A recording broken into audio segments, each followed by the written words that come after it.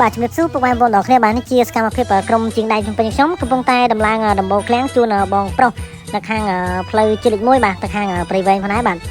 អរគុណបងប្រុសមែនតើគាត់ពេញចិត្តលើសេវាកម្មខាងជាងដៃខ្ញុំ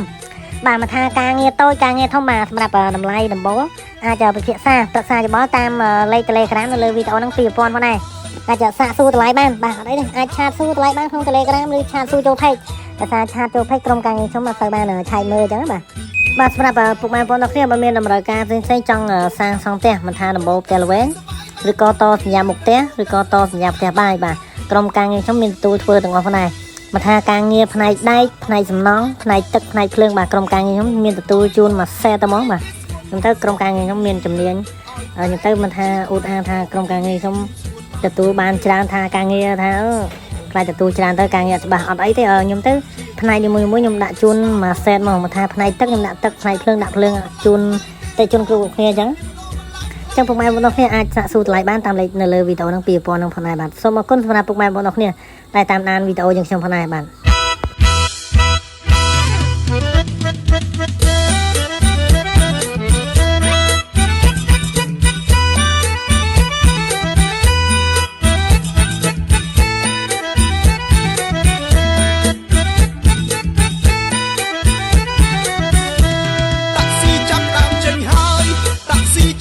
ចេញហើយឲ្យញាតមិត្តអើយកុំនៅឯអង្គ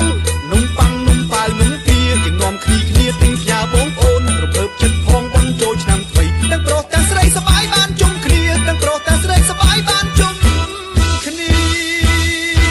ស្រីស្អាតអង្គុយក្បែរតកុងឆោមយងបងមិនឲ្យអូនចេញលុយគេស្ងួននួនស្រស់ពុំងាឲ្យតែនាងជីក្បែរបងធានាជូនស្ងួនបានក្រុមវេលា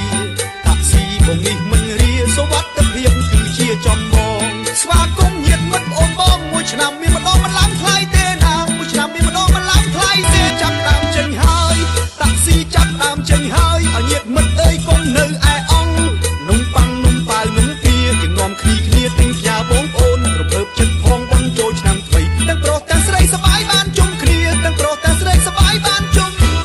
គ្នាស្រីស្អាតអង្គុយក្បែរតកុង